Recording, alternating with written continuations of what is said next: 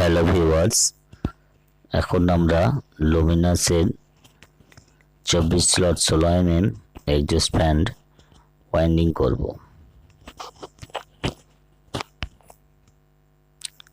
এটার কোম্পানি যে ডাটা সেটা আমি কাউন্ট করে রেখেছি, যেটা হচ্ছে রানিং কয়েল 350 টান এবং স্টার্টিং কয়েল 350 টান, SWG 36। প্রথমে এটার পেপার খুব ভালোভাবে ভরে নেব।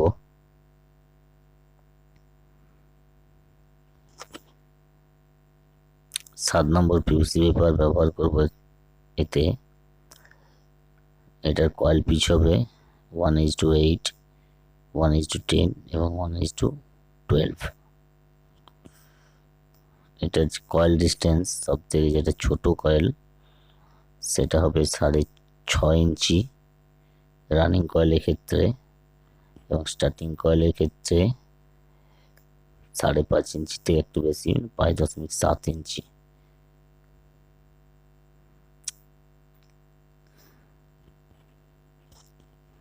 এখন 2 সেট রানিং কয়েল এবং 2 সেট স্টার্টিং কয়েল পাকিয়ে নেব। টোটাল 4 সেট কয়েল পাকাবো।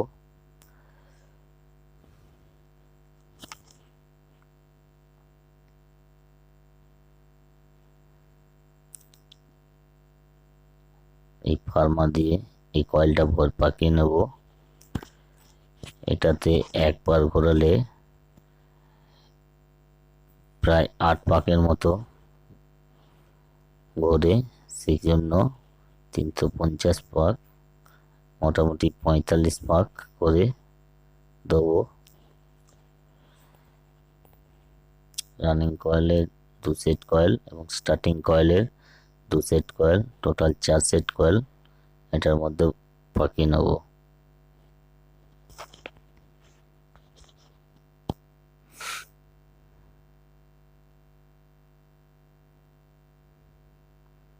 এখন রানিং কয়েল ভরে নেব। কয়েল পিচ হচ্ছে 1:8, 1:10 এবং 1:12। ভিডিওটা একটু স্পিড করে নিয়েছি। প্রথমে রানিং কয়েল ভরবো, তারপর স্টার্টিং কয়েল ভরবো। কয়েল ভরার ক্ষেত্রে যেটা কয়েলের প্রথম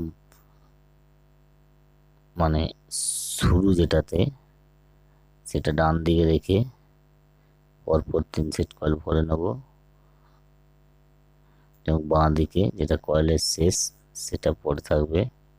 এইভাবে রানিং কয়েল 2 সেট ভরে নেব এবং একইভাবে স্টার্টিং কয়েলও ভরে নেব। সবসময় একই দিকে থাকবে, যেটা আরম্ভ পয়েন্ট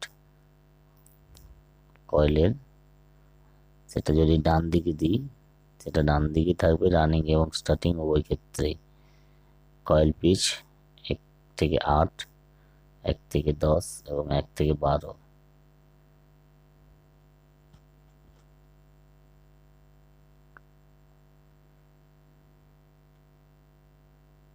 এরপর এটার কয়েল কানেকশন দেখাবো ডায়াগ্রামের সাহায্যে। এখানে টোটাল 4টে কয়েল আছে, 2টো স্টার্টিং, 2টো রানিং।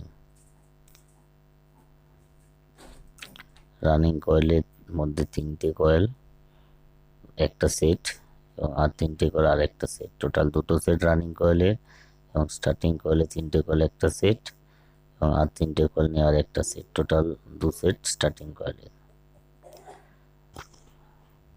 রানিং কয়েলের ডান দিকে যেটা আরম্ভ হচ্ছে কয়েলের, সেটা থাকছে ডান দিকে, এবং যেটা শেষ হচ্ছে কয়েলের সেটা থাকছে বাঁ দিকে।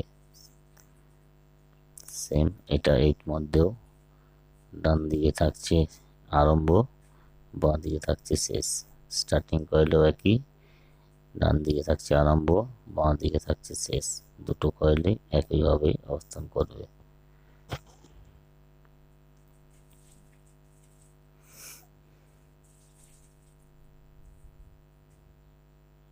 এটা রানিং কয়েলের আরম্ভ, ডান দিকে থাকছে এবং এদিকেও ডান দিকে থাকছে রানিং কয়েলের আরম্ভ।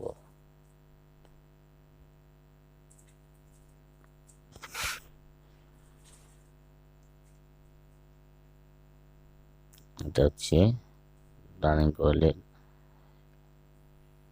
শেষ, এক্ষেত্রেও রানিং কয়েলের এটা হচ্ছে শেষ। স্টার্টিং কয়েলের ক্ষেত্রেও ডান দিকে থাকছে আরম্ভ, বাঁ দিকে শেষ। এই কয়েলটাতেও ডান দিকে আরম্ভ এবং বাঁ দিকে শেষ। এখন এটার কানেকশনটা করে নেব।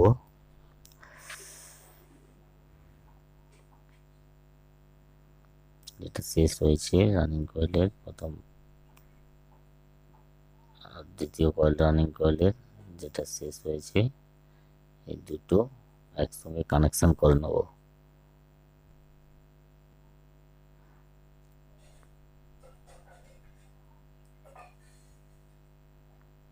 স্টার্টিং কয়েলের ক্ষেত্রেও একই, যেটা স্টার্টিং কয়েলের শেষ শিরা এবং স্টার্টিং কয়েলের অপর শেষ শিরা দুটো একসঙ্গে কানেকশন করে নেব।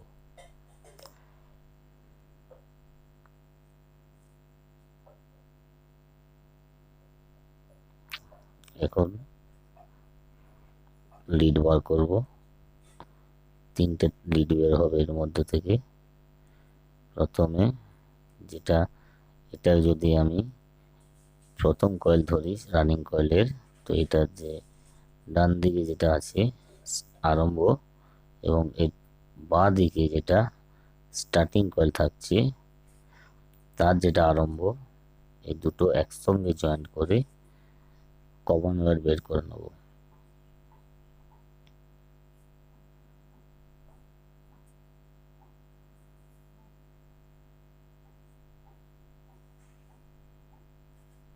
এরপর থাকছে আর দুটো কানেকশন বা দুটো লিড। যেটা স্টার্টিং কয়েল আছে অপর স্টার্টিং কয়েল তার ডান দিকে যে আরম্ভ শিরাটা আছে সেটার থেকে একটা লিড বের করে নেব এবং অপর রানিং কয়েলের ডান দিকে যে শিরা আছে বা লিড আছে সেটার থেকে আরেকটা লিড বের করে নেব। এই দুটো লিডের মধ্যে কন্ডেন্সার কানেকশন হবে। এখন যদি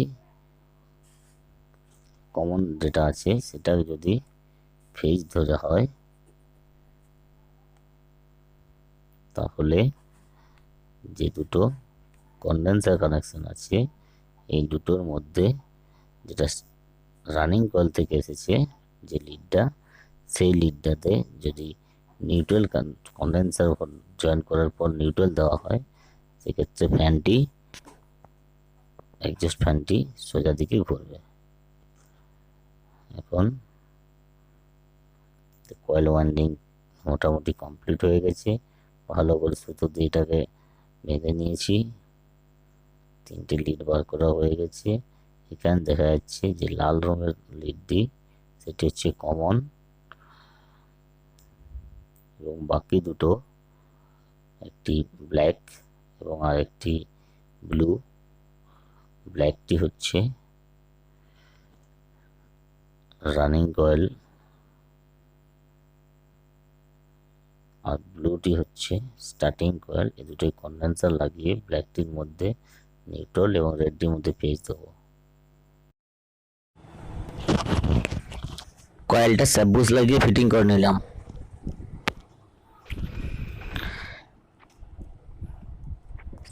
দেখতে হবে স্যাবুস যেন কোনোভাবে আটকে না যায়, যেন জাম থাকে।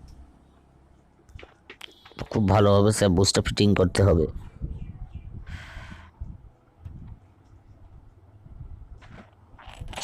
এরপর ব্লেড লাগিয়ে নেব। এখানে ব্লেডটা লাগিয়ে নেওয়া হয়েছে ফ্রেম সমেত। এবার ইলেকট্রিসিটি দিয়ে দেখবো স্পিড কেমন হয়েছে। আশা করি বুঝতেই পারছো স্পিড কেমন হয়েছে। স্পিড সুপার স্পিড হয়েছে, একদম হাই স্পিড।